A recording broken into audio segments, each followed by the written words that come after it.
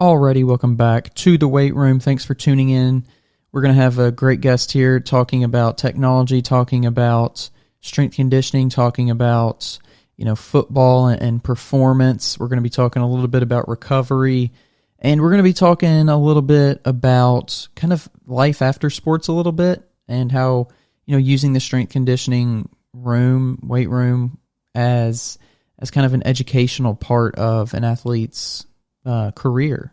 So we're going to be talking about all that and more. Before we get started, please subscribe wherever you're listening, and don't forget to leave a review and a rating on Apple Podcast. It really helps us out, and I really do appreciate it. So let's get started.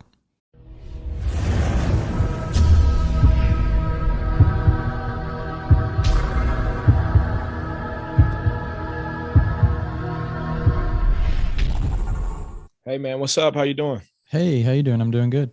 Doing awesome. Awesome. Well, thanks for joining me tonight here in the podcast. Man, I appreciate you having me on. If you want to introduce yourself, tell us a little bit about you, who you are. My name is Austin Kaigler. I'm an assistant director for football, sports performance at Duke University. I'm from Huntsville, Alabama. Some of my main responsibilities is monitoring and, directing catapult, DPS system tracking, and also overseeing the how we implement FRC mobility. Yeah, that's me, man. So going back in time a little bit before all this started and before you had all these responsibilities and everything, how did you get into this world of, sports and performance and things like that? Well, man, I played football, basketball, baseball all throughout my childhood, and I ended up playing football at Liberty University. When I went there, I had plans to be an engineer, actually. But when we started doing math without numbers and doing proofs, I quickly found out that wasn't for me. But, man, I really felt like God was leading me towards this. I'm a Christian, and I just really felt like he put this on my heart. I look back at the times that people had a huge influence in my life, and it was my high school strength coach. It was my college strength coaches. And I wanted to do the same thing for other young men and women. And so that's how I got into it. I mean, I just I at the time I liked lifting weights. I saw the benefit of how it could, improve my performance. And I saw other aspects on how, it kind of shaped how I discipline other aspects of my life. And so that's how I kind of fell in love with it. But from there, I kind of played football after that, interned with Coach Bill and Coach Bill Gillespie and Dave Williams at Liberty, formerly at Liberty. And from there, I went to LSU, made stops at LSU, Alabama, and Youngstown State before ending up here at Duke. Man, yeah, it's been a journey, but I love it. And it's cool to get to talk to, former athletes who have a little bit of high school and college experience and so on. How did your high school experience in the weight room, in that strength conditioning environment, how would that compare to nowadays? And how did that compare to kind of like your college experience as well? I think I was blessed to have a great high school strength coach. I hear horror stories about some high school strength coaches back in the day, and I think it's improved today. I was in high school. I graduated in 2011. So that was 10 years ago. And so 10 years ago, I feel like a lot has progressed, but my strength coach, Garrett Keith in Huntsville, Alabama, he was very good at really teaching technique and prepping me for college. And so along with that, just like I said, the other aspects of it, just, actually caring for me and the other athletes, other students, he really showed us what it meant to, be responsible, be accountable, and, all the other things that, strength coaches, their title, their role plays. And so, yeah. Yeah. And I think it's such a cool area, in high school, the strength conditioning, the weight room, because it really does teach more than just kind of how to lift weights and how to get, stronger and faster and whatever. It really does kind of develop character. You do develop character in there, and there's a lot of mental toughness that goes along with strength conditioning a lot of times, because you got to push yourself, and you got to usually, you're in there either early in the morning or in there after school, or you're in there, in the summer and you're doing all that stuff that the average kind of high school kid just kind of like either gets to sleep in a little later, gets to, enjoy their summer on a different kind of scale. Right. Um, you definitely do learn a lot of discipline and kind of self-motivation and, obviously along with the strength conditioning side, but was the strength conditioning, was that something that really transformed to transformed your your performance on the field? Did you see that kind of happen in high school? I did. So when my strength coach came to my high school, he really, yeah, I think that's when I bought in when he first arrived because it was totally new. Just the programming he had for us, the way he did things. And not only that, but he educated us as well on how these things will translate to performance, how these things will help us. And so he had all of us buy in. And I remember when he first got there to my senior season, I was 170 and I gained 20 pounds to 190. And I did see a lot of improvement upon his arrival. Yeah, and it's funny because actually I just talked to somebody the other day who kind of said the opposite. They were like, and this was in college, they were saying they didn't really see that performance increase from the strength conditioning side of things. They said it kind of in a way took away from their on-field performance. And I thought that was really interesting. You don't really hear that perspective as much. Usually it's more of the what you said, kind of, you gain athleticism through that kind of program. So, I think it's just so crazy how the human body can respond in such different ways. And we all have different, potential and different really ability to respond to different kind of programming. And, some people might do better on a more hypertrophy phase, and some people might do better on a power phase. Some people might do better just with whatever else. And it's like, what is it with the human body that makes us so diverse? I think it's one of the most interesting things about humans. Right. And I mean, I would agree. I think, like you said, everyone is different. Everyone's structured differently. And then also there are a million ways to program. And so people respond to different programming. It's not a cookie cutter thing at all by any means. And so I think that that kind of makes it more creative as well. I think you have to think outside the box. You really do to, work with others' needs and to get the results that you want. Because I mean, you do want, as a strength coach, you do want to increase and better their performance on the field. Yeah, I think you really have to think outside the box considering all those factors. And you mentioned to LSU and Alabama, and most people who are aware of college sports know those are pretty good, pretty big programs. What kind of things did you see there that really stood out to you compared to maybe a smaller school? The caliber of athlete for sure. They get them right. They get the best of the best, and also just the intensity that those coaches brought. Coach Moffitt really showed me early on in my career. He really showed me what it meant to bring energy and how to demand attention as a strength coach and how to give off that energy to the players and create an environment that you want as a strength coach. Coach Cochran did the same thing. He brought energy. And so I think that the caliber of athlete and what it takes also to be the strength coach, because I mean, there's always, like I said, there's a million different ways how to do things, but I think the best strength coaches really set the tone for the environment, and they also, they have their players' attention. They have their players' respect and they have their attention.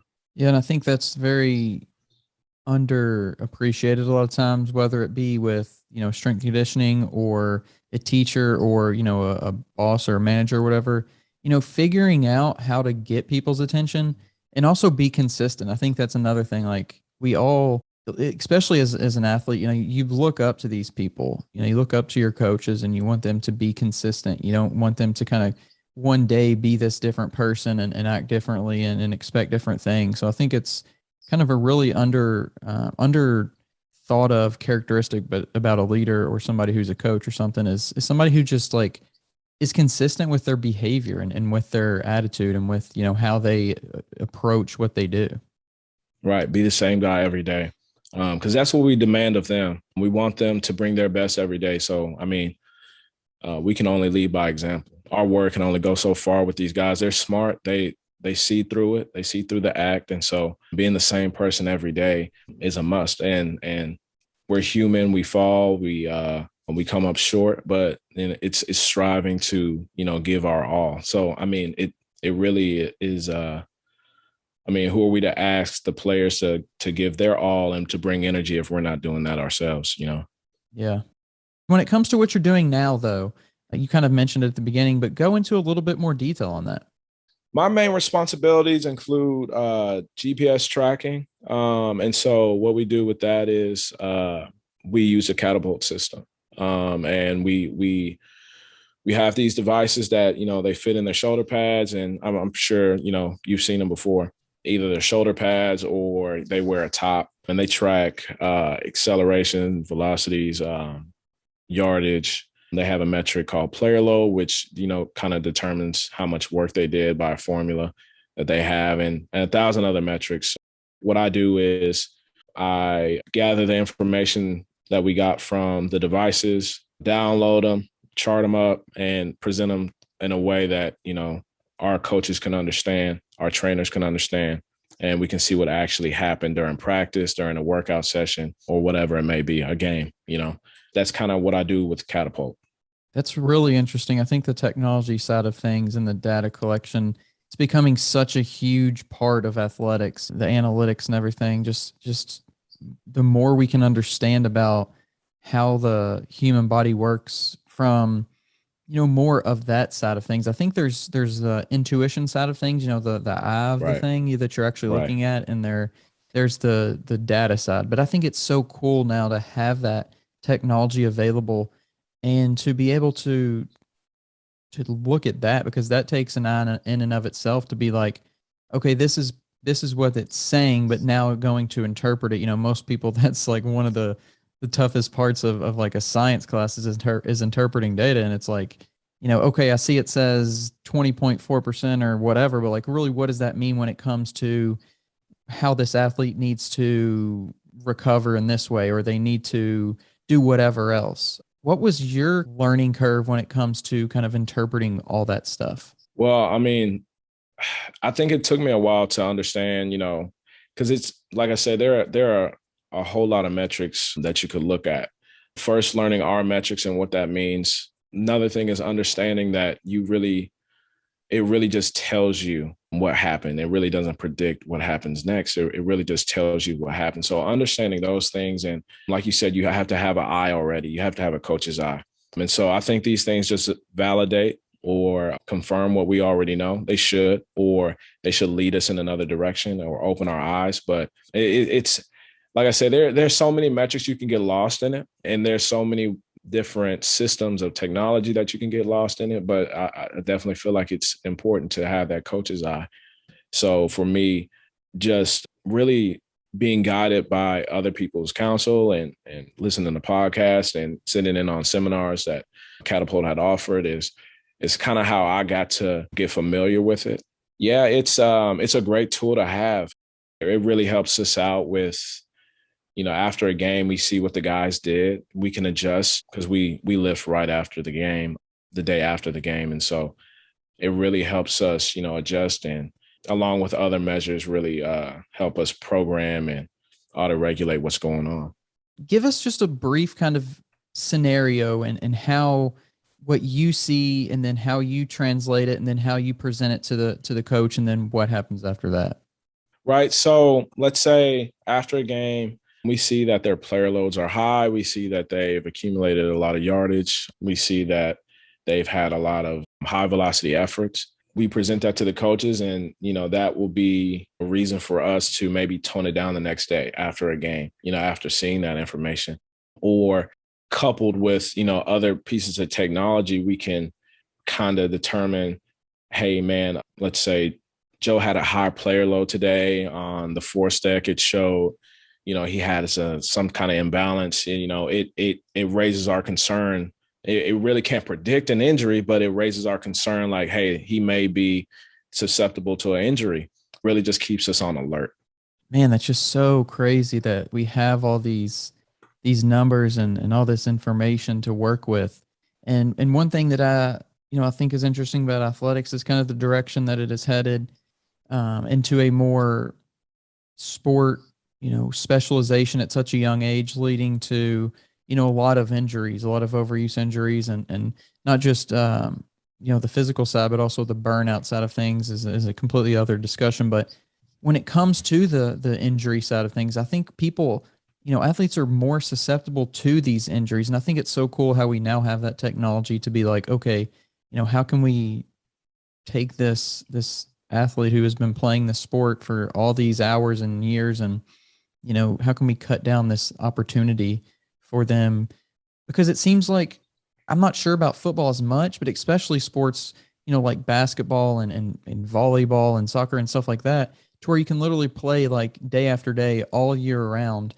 College and having that information, that might be the first time that these athletes are ever kind of told, hey, maybe take a step back, take a Absolutely. breather. I think it's just it's crazy that that's their first chance to do that. That's absolutely true.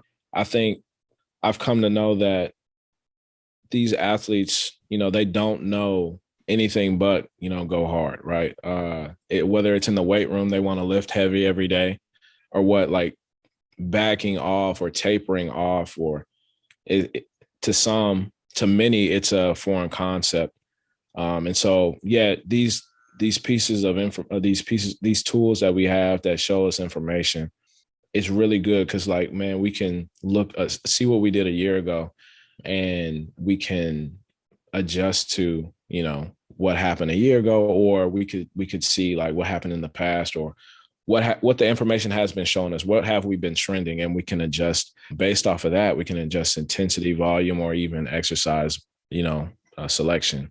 And so, yeah, I agree. Having these tools at this level is such a great benefit on that, on that aspect. With all this information, it makes me think, every athlete has so much data that it just is being collected. Is there any movement out there? Is there any technology out there right now that is collecting all this information? And is there a point in the future where artificial intelligence will take over, creating programs specific to athletes based on, collections of data? So are you saying, like, is there any like system or any piece of technology that's gathering and coupling all these things and marrying all these things together? Is that what you're asking, or? Yeah, yes, and then like on a larger scale, like where it wouldn't necessarily need to know my specific, it would need to know it on a general basis, but on a, I could come in to the college or whatever, and I could do a few tests, and then based on information already collected over 10, 20, 30 years, in the future, the artificial intelligence would have all this data collected, kind of almost like a self-driving car has all this Right. collected data. It would kind of be in the same way, to where the programming would come from this, artificial intelligence kind of thing. I didn't know if there was any talks about that out there. Yeah, I'm not really sure. I know that there are clouds within each system that you use, whether it be like a velocity based training thing, or a force plate, or whatever it may be. There may be like a system that holds a database that, just that collects, and it has I don't know what they would do with it, but I'm not really sure about the artificial intelligence thing. But I think there are systems that hold, like, you know information, and maybe for research, maybe for different studies and stuff like that. But yeah, I'm not really sure about the AI stuff. Yeah, I think it'd be interesting to see what they do with all that information, because certainly For it's sure. it's building up. Every practice, every lift, everything we're Right. doing. It's pretty cool to have access to that. It's like, it's like we're watching tape on everything we're doing, but we're doing it on this, data driven level. Um, Right. when it comes to like an athlete, we kind of mentioned it a little bit before, but when it comes to an athlete who may need to back off a little bit Hmm. and you approach the coach and they approach, the athlete or whichever direction it goes in. Like, and the athlete doesn't necessarily feel like they have to. How does that usually play out? I think it's necessary to, number one, build a relationship with the athlete.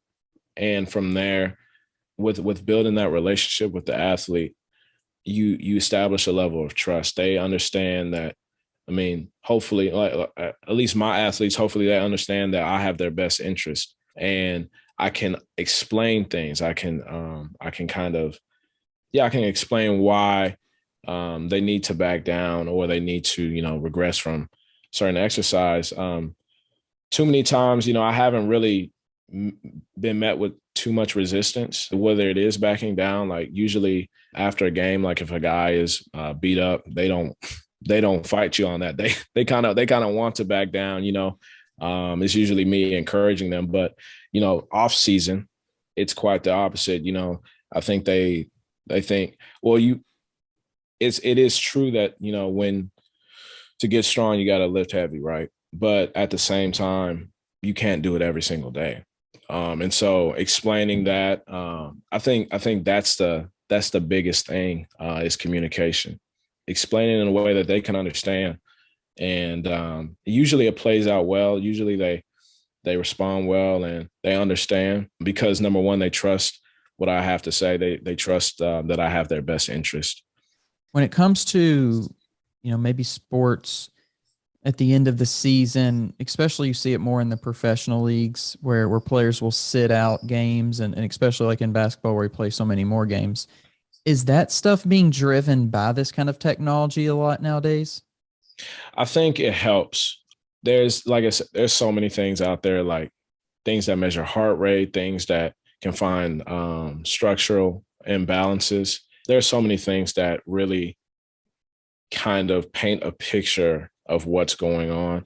And so, yeah, it may help, but another thing is just, I think we're just getting smarter about how we manage these athletes and having them last longer instead of driving them into the ground. I think that's huge. And I think this information, this technology is just helping us with that concept. It's just showing us and it's just giving us, it's really showing us what is happening, and so, yeah, I think it's been a huge tool in helping us, regulate, how much these athletes are actually doing.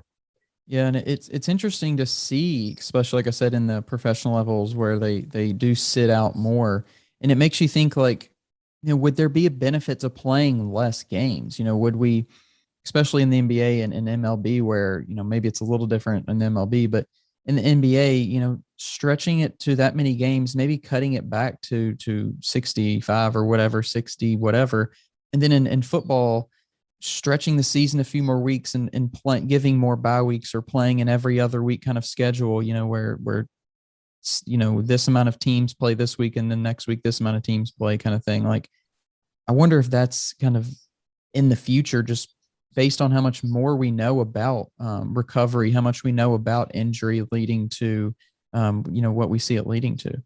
Well, hopefully it's considered because, like you said, I mean, these long seasons really do beat these athletes up, and just getting beat up season after season, it shortens the life of a career, and so, hopefully it is considered. I think that is something to look at. What is we're talking about kind of the modern day of this on. It's crazy to think that this is our modern day and it's so futuristic, but what do you think the future of all this stuff looks like in maybe 10, 20 years? Man, I don't know. It's been a lot in 10 years, so man, it's scary to kind of think about because I feel like a lot of these things, I think it is moving really into, the technology, and there's so many advances and there's so many things that we don't know without technology and these things. And just the addition of technology, I think it really opens our eyes to a lot of things. And so I'm not sure, but I'm excited to see, and I think it will benefit, what we're doing for sure. Yeah. Yeah, dude, I think it will as well. And hopefully, my hope is it trickles down to more high schools and even just the everyday kind of person who wants to go out and do something, have a goal of maybe a Iron Man or whatever it is, having just a personal Right. goal of doing something and having access to this technology at a more, affordable and more, I think that'd be really cool to see, spread throughout the masses.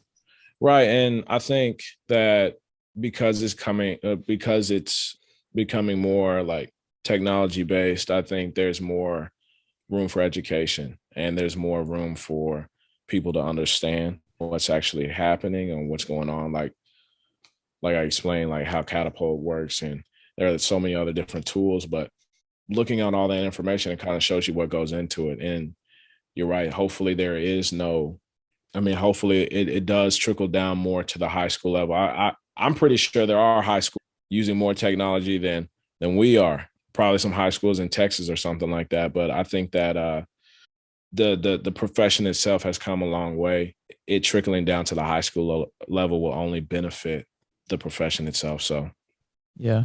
And I think it would be great because we see an emphasis on working out a lot now and training. And I think that's really great, but less of an emphasis on like recovering and sleep and hydration and things like that. It's just not talked about as much. And I think with that kind of thing and that would excite a lot of people to do that on a, on a better level, taking care of your body after your workout, that the other 23 hours, as most people say. I think right. if we can make that, educate people on that and make that easier to do, I think we would be doing, a big service to those people who are taking their health serious now, but can, would be able to take it to kind of the next level.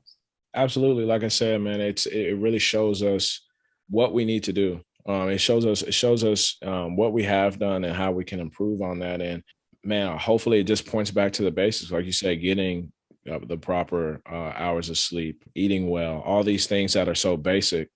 I my only hope is that this technology doesn't drive us to complicate things more. It kind of just points us back to the basics of what we, our foundation, what we know.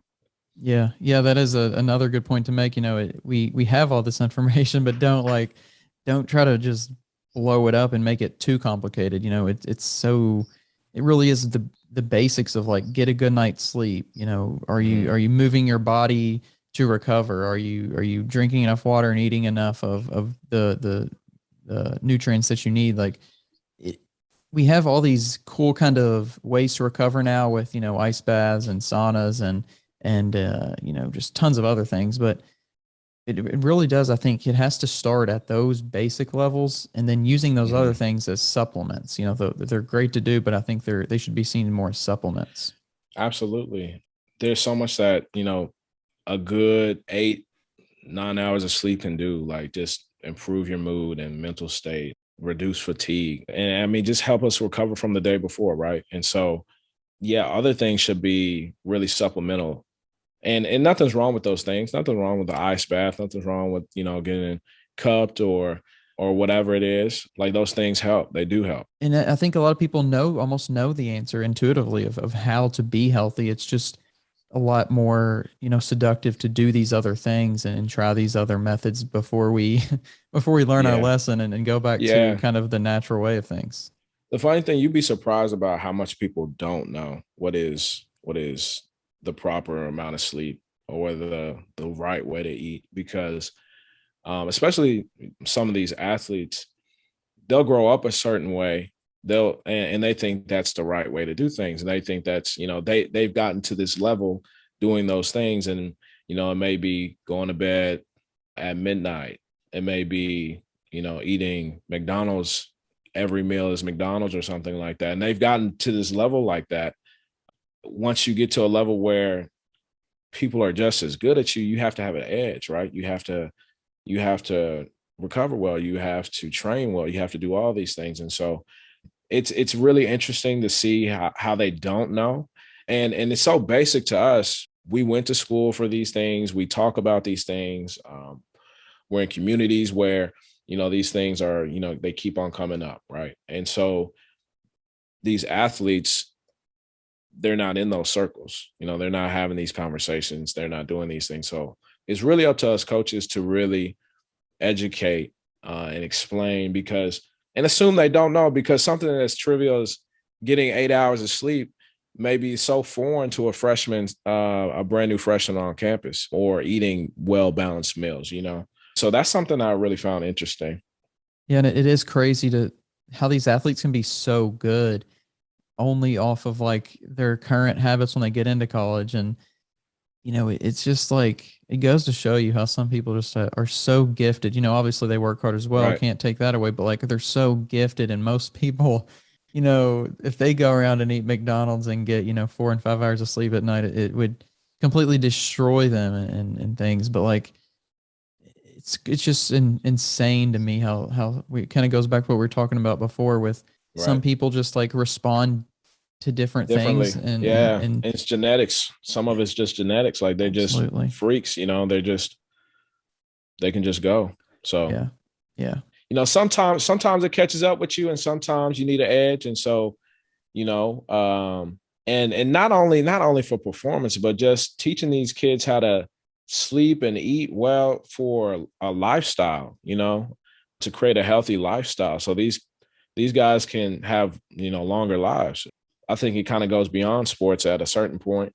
But yeah, it's very wild to see what genetics can do. Yeah, that's a good point too. And then having education to go beyond sports. And I think it would be so cool to see that in high school, high school strength conditioning more, to prepare athletes who aren't going on to college to learn how to, eat better, and learning, obviously they're kind of learning how to do a good workout and everything like that. So that's good. But, showing them and teaching them the importance of sleep and just giving them that, like you said, that advice for the world after sports, because I feel like a lot of athletes, and actually talk to someone in the industry of like preparing athletes for after sports, but athletes are just like, that's their world. Once they get out of sports, they're kind of identified as athletes so much that you forget that they're just people, and that they're going to be living a life afterwards. And I think we got to do better and continue in a lot of cases to do good at preparing them for that world that comes after athletics. Man, absolutely. It's a shock once it's done. You're trying to figure out what to do and how to do things. I know when I was fresh, brand new, a non-athlete, I didn't know what to do in the gym. I didn't know what to do in the weight room. I didn't know what to do. If I didn't have a nutritionist, I wouldn't know what to do nutritionally. You're absolutely right. The educational piece goes beyond sports. Hopefully it sticks with them for a lifetime, and it makes an impact on them. Yeah. That would be really cool. And I really do appreciate you coming on tonight and sharing a little bit about your knowledge and experience with us. And I appreciate you having me. And absolutely. Listening to podcasts is how I first started learning about the industry and learning what it takes. And it's still a useful tool today. And so it's kind of cool to have this platform and help somebody else, like I was in my shoes. And so again, thank you for having me on. And that is the episode. Thanks for tuning in. Thanks for sticking around till the end.